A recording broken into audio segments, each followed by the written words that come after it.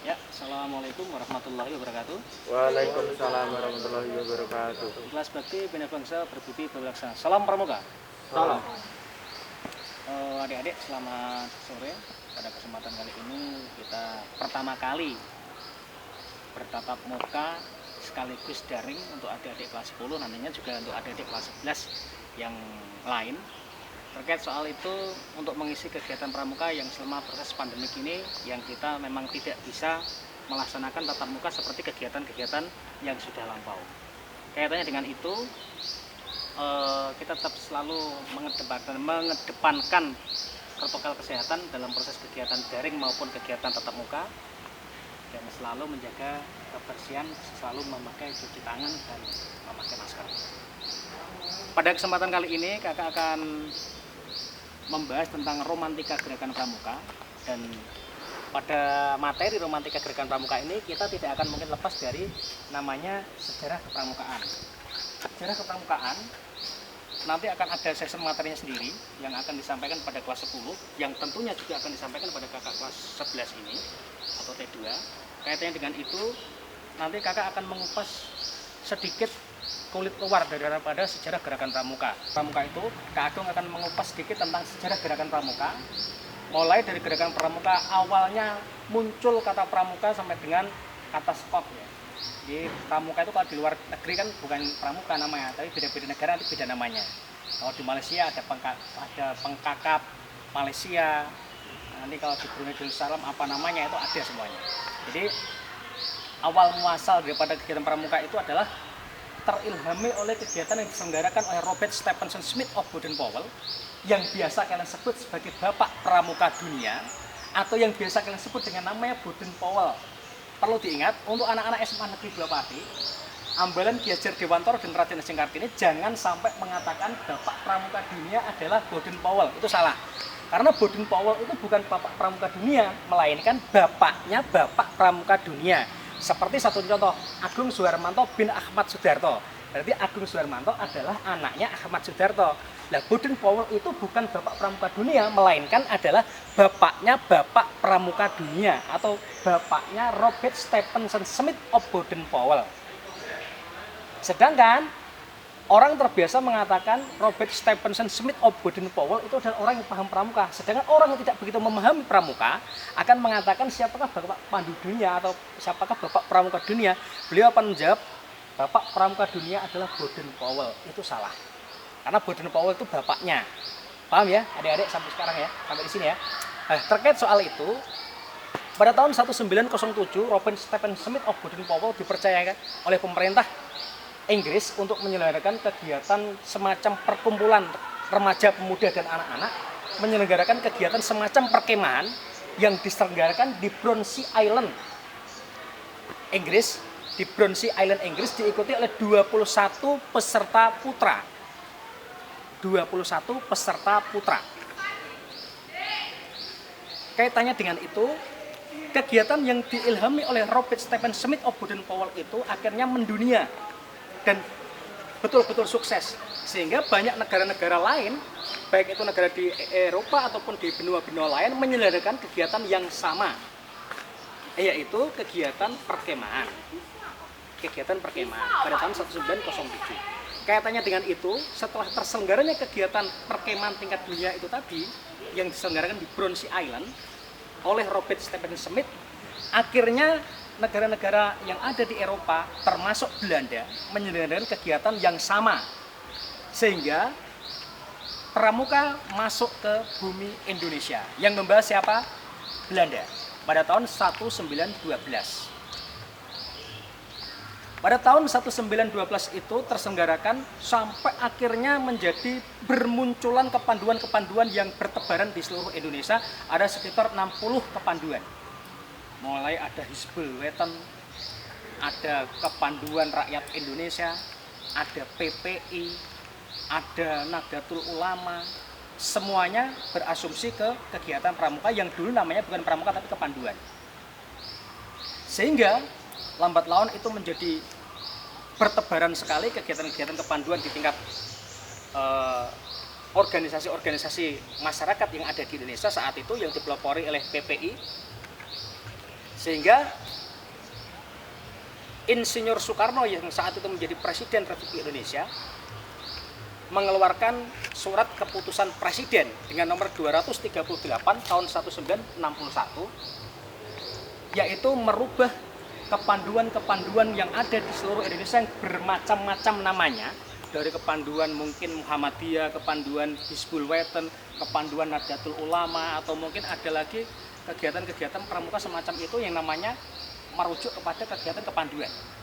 Sehingga keputusan Presiden nomor 238 tahun 1961 itu merubah kata pandu yang bertebaran di seluruh Indonesia itu menjadi satu, menjadikan kegiatan gerakan pramuka. Sehingga kepanduan-kepanduan yang ada di seluruh Indonesia itu melebur menjadi satu, menjadi gerakan pramuka. Sehingga disahkan oleh pemerintah sekaligus dikukuhkan pada tanggal 14 Agustus 1961 menjadi Hari Ulang Tahun Pramuka.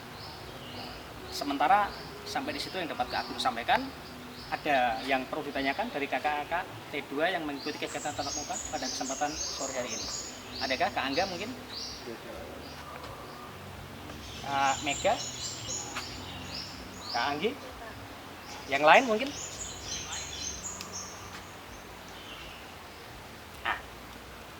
Sekilas tentang sejarah kepramukaan yang ada di Indonesia.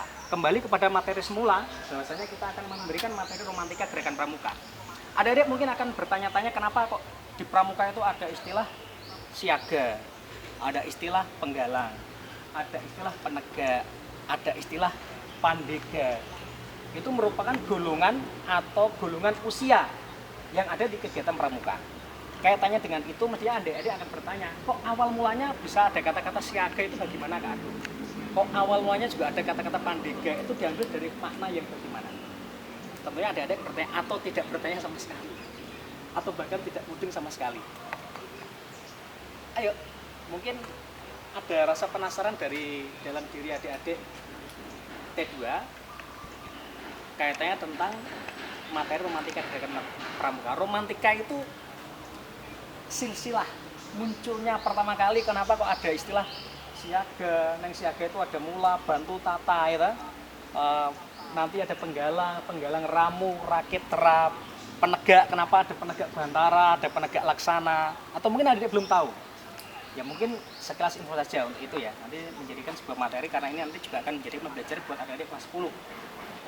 Kaitannya, kenapa dulu kita ada istilah siaga? Siaga yang sampai sekarang kita ketahui bahwasanya itu merupakan usia anggota pramuka yang paling dini atau usia anggota pramuka yang paling muda itu disebut siaga. Awal mulanya adalah ini terilhami oleh perjuangan para pemimpin bangsa dalam merebut kemerdekaan negara kesatuan Republik Indonesia. Kaitannya dengan itu, yang perlu diketahui adalah siaga ini berawal dari kata mensiagakan. Berawal dari kata mensiagakan. Maksudnya mensiagakan, nanti kalau bisa tanya ya, harapan kakak itu ada feedback antara saya yang menyampaikan dengan adik-adik menanggapi. Kenapa kok seperti ini Kak Agung? Kenapa kok harus pandega itu kok ada maksudnya penegak itu kok ada bantara dan ada laksana, itu awal mulanya bagaimana? Itu semuanya ada sejarahnya, tidak sekonyong-konyong kita itu terus mengeluarkan itu tanpa ada silsilahnya, tanpa ada riwayatnya. Jadi semuanya itu ada riwayatnya. Jadi yang perlu diketahui, siaga itu merupakan proses mensiagakan rakyat Indonesia yang terilhami oleh munculnya kebangkitan nasional pada tanggal 20 Mei tahun 1900 berapa? Kebangkitan nasional adik-adik? 08. Jadi kalau kebangkitan nasional itu tercetusnya Budi Utomo itu, kita semuanya seluruh aspek bangsa baik itu remaja, pemuda, orang tua, baik dari pesantren, baik itu dari Nahdlatul Ulama, baik itu dari Muhammadiyah, semuanya mensiagakan diri pada tahun 1908 sehingga muncullah istilah kebangkitan nasional itu yang kita peringati pada setiap tanggal 20 Mei 1908 itu. Itu merupakan ilham daripada kita menggunakan kata siaga. Saat itu kita mensiagakan rakyat Indonesia untuk berangsur-angsur nantinya dari proses mensiagakan itu menjadi sebuah persatuan yang sangat pokok. Sehingga pada tahun 1928, ya tepatnya pada tanggal 28 Oktober 1928, kita menyelenggarakan kegiatan Sumpah Pemuda. Sumpah Pemuda. Ini mengilhami kita menyelenggarakan kegiatan Pramuka Golongan Penggalang. Maksudnya adalah menggalang persatuan dari berbagai aspek bangsa, dari berbagai laskar-laskar pemuda saat itu, baik itu dari Hizbul Wathan yang dulunya Hizbul Wathan terus menjadi gerakan pramuka itu tadi. Jadi kalimat penggalang itu berawal dari kata menggalang persatuan, yaitu tercermin pada tanggal 28 Oktober 1928 tercetusnya kegiatan Sumpah Pemuda, di mana isi daripada semua yang ingin dicapai oleh bangsa tertuang dalam deklarasi Sumpah Pemuda. Sampai di sini ada pertanyaan mungkin terkait tanggal 20 Mei 1908, di mana terilhami kalimat mensiagakan sehingga muncullah pramuka siaga, dan pada tanggal 28 Oktober 1928 terilhami munculnya kegiatan pramuka golongan penggalang, di mana maksudnya adalah menggalang persatuan bangsa. Sampai di sini ada pertanyaan, Kak Angga ada? Mungkin Kak Anggi, Kak Mega, Kak siapa? Ya, mungkin adik-adik yang mengikuti kegiatan online lewat daring juga mungkin bisa mengajukan pertanyaan, karena nanti juga ada pertanyaan dari Kak Agung yang harus dikerjakan oleh adik-adik. Karena nanti kita selain kegiatan ini, kita juga akan ada kegiatan uji SKU Bantara, di mana kelas 11 yang mengikuti kegiatan pramuka menjadi penyelenggara kegiatan pramuka di SMA Negeri 2 Pati harus dan wajib menjadi penegak Bantara. Mudeng atau mubeng? Ada gambaran? Ada gambaran ya? Yang dulunya mungkin belum paham, oh siaga itu artinya apa? Di siaga itu yang perlu adik ketahui, ini kelas balik ya. Siaga itu ada tingkatan yang disebut mula, bantu, dan tata. Ya, kalau di penggalang namanya penggalang ramu, rakit, dan terap. Dan saya yakin untuk kegiatan ramu, rakit, dan terap ini adik-adik yang sekarang ada di depan Kak Agung, saya yakin baik yang mengikuti kegiatan daring ataupun yang sedang mengikuti kegiatan tatap muka, saya yakin dan sangat yakin sekali mesti kalian masih sangat paham tentang kegiatan penggalang. Betul ya? Karena belum COVID ya waktu penggalang ya. Di penggalang itu ada penggalang ramu, rakit, dan terap. Semuanya itu ada artinya. Di dalam kegiatan romantika gerakan pramuka, ramu, rakit, dan terap. Ramu artinya meramu dari berbagai macam sumber, dari berbagai macam kegiatan masyarakat. Saat itu misalkan ada Hizbul Wathan, ada Nahdlatul Ulama, ada apa, itu diramu semuanya. Maksudnya meramu itu mengumpulkan. Setelah diramu harus dirakit. Jadi setelah muncul dari berbagai macam aspek itu dirangkit, digendel. Artinya dirakit itu digendel.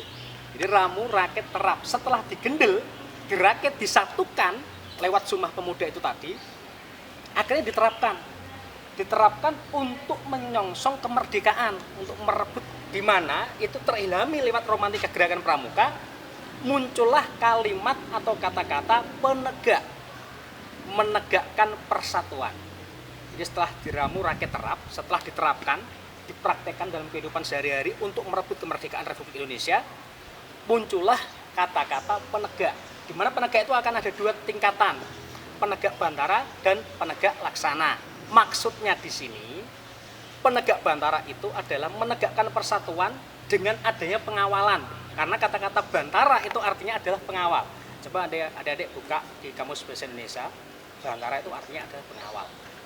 Kaitannya dengan ini, romantika gerakan pramuka ada kata-kata penegak Bantara itu menegakkan persatuan dan kesatuan, menegakkan persatuan dan kesatuan, dan dilandasi adanya pengawal persatuan, harus diawasi.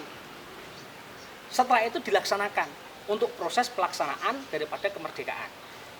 Paham sampai di sini?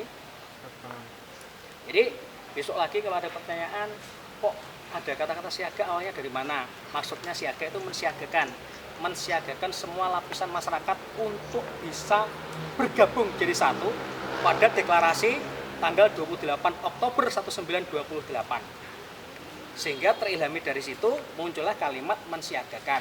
Ada siaga mula, bantu, dan tata. Mula artinya dari berbagai macam permulaan itu akhirnya dikumpulkan jadi satu, perlu dibantu dari berbagai macam aspek, dikumpulkan, dibantu.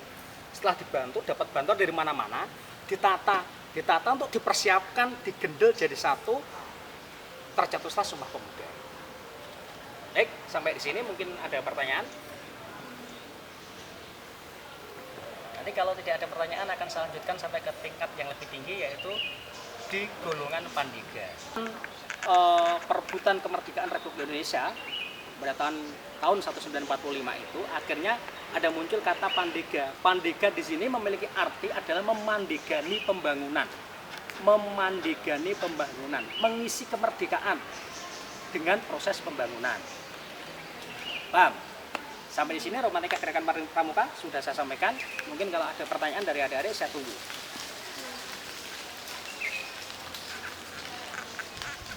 Tidak ada? Mungkin Kak Anjoda ada kalimat yang mungkin tidak paham karena apa, nanti kan kamu Pradana otomatis banyak pertanyaan dari teman-teman kamu harus lebih bisa menjawab dari pertanyaan-pertanyaan itu. Terus ada Kak Mega Pradana ya, Mega Pradana harus tahu seluk-beluk itu materinya, harus paham. Namanya Pradana itu harus lebih paham daripada yang lainnya. Sebelum kita beralih ke materi berikutnya, karena romantika gerakan pramuka ini sifatnya adalah untuk gerakan pramuka, nanti kita akan masuk ke dalam lingkup pramuka SMA Negeri 2 Pati. Ya. Pramuka SMA Negeri 2 Pati karena banyak anak-anak pramuka terutama, khususnya anak warga SMA Negeri 2 Pati yang mengatakan pramukane SMA Negeri 2 Pati itu apa? Jawabnya Scott Rover, ini salah kaprah. Dan Kak Agung selaku yang mendirikan Scott Rover itu harus ikut bertanggung jawab terhadap kesalahan-kesalahan yang semacam ini. Karena kalau ini saya biarkan itu menjadi dosa saya. Karena pramuka ambalan di SMA Negeri 2 Pati itu perlu diingat, ini tolong diperhatikan, khususnya yang kelas 11. Karena nanti kalian akan menjadi kepanjangan tangan daripada kakak-kakak pembina dan pelatih untuk menyampaikan materi ini kepada adik-adik kelas 10. Yang perlu dipahami bahwasanya pramuka yang ada di SMA Negeri 2 Pati itu bukan Scott Rover, tetapi Ki Hajar Dewantara dan Raden Ajeng Kartini. Jadi ambalan yang ada di SMA Negeri 2 Pati itu atau pramuka di SMA Negeri 2 Pati itu namanya apa? Ambalan Ki Hajar Dewantara untuk putra dan ambalan Raden Ajeng Kartini untuk putri. Makanya ada dua pradana, yaitu pradana untuk ambalan Ki Hajar Dewantara yaitu pradana putra, dan pradana untuk Raden Ajeng Kartini untuk pradana putri. Terus mungkin adik-adik bertanya dulu, Kak, terus Scott Rover itu apa? Nah, awalnya seperti ini adik-adik.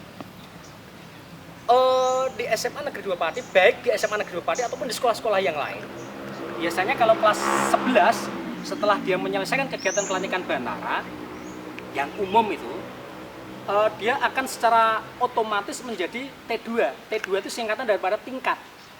Jadi T2 itu tidak mengatakan kakak-kakak tingkat 2, tidak seperti itu, tapi kakak-kakak T2. Menyebutnya kakak-kakak T2.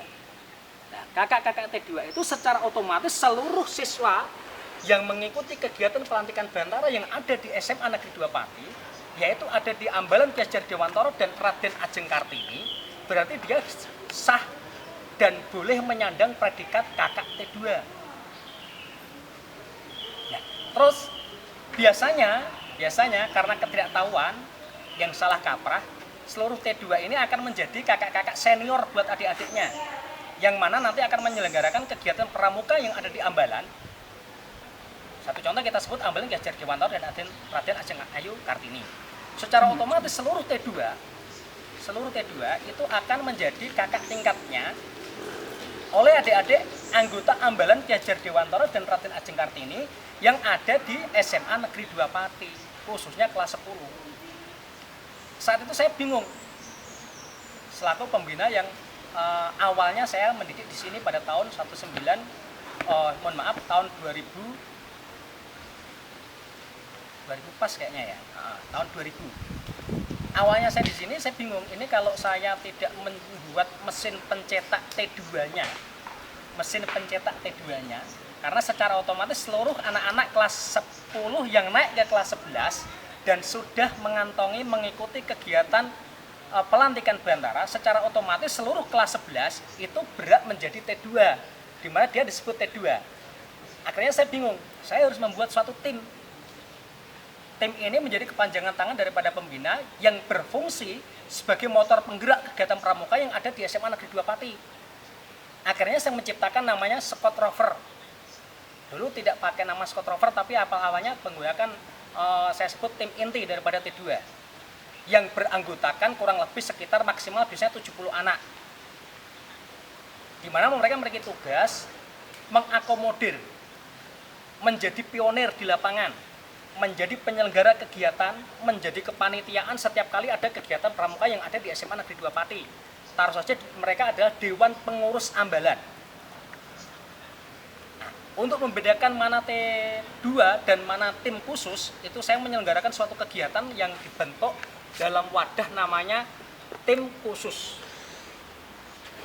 Beberapa tahun berlalu, tim khusus ini berubah nama menjadi Squad Rover.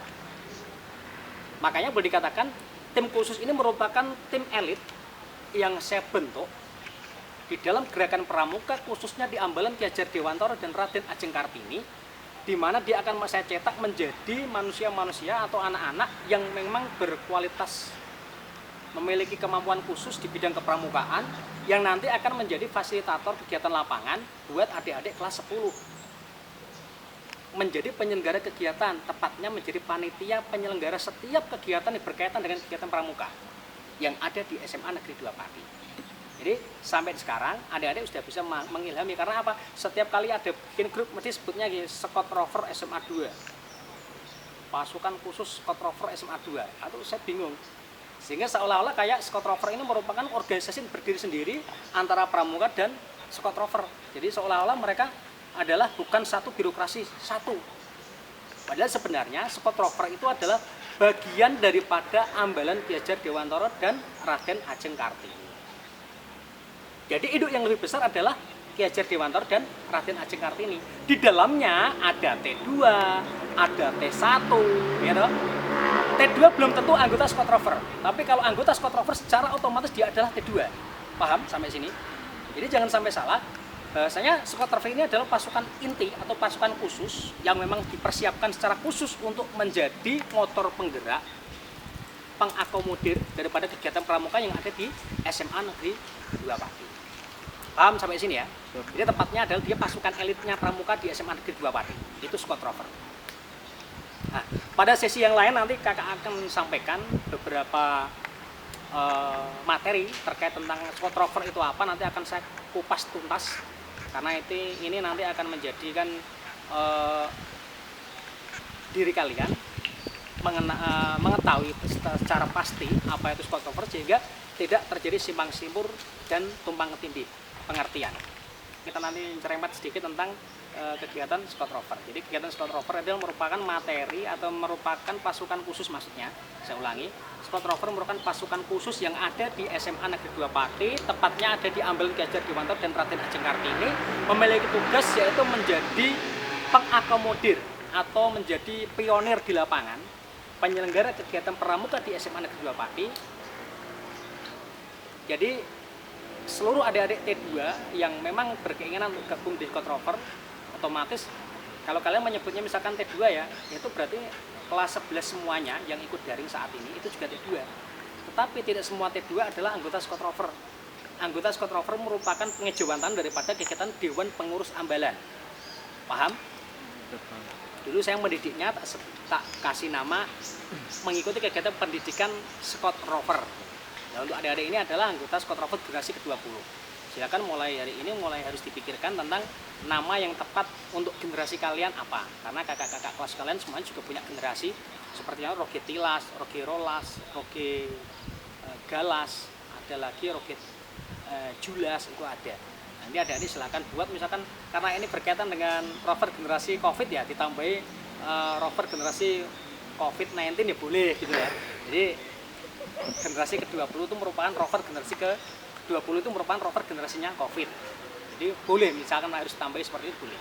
Yang jelas itu singkatan, bisa dimaknai, bisa dimengerti dan gampang dimengerti oleh orang yang mendengarnya atau orang yang mengetahuinya. Paham sampai di sini ya? Cukup adik-adik, kalau memang tidak ada pertanyaan, saya sudahi kegiatan daring pada kesempatan kali ini. Semoga ini menjadikan pembelajaran buat kita, menambah wawasan, menambah ilmu, sehingga dalam kegiatan kepramukaan di SMA Negeri 2 Pati kita tidak terjadi sumpang tindih daripada pengertian tentang skotrover dan Ki Hajar Dewantara serta Raden Ajeng Kartini. Paham ya? Ya, demikian. Terima kasih. Saya akhiri. Wassalamualaikum warahmatullahi wabarakatuh. Waalaikumsalam warahmatullahi wabarakatuh.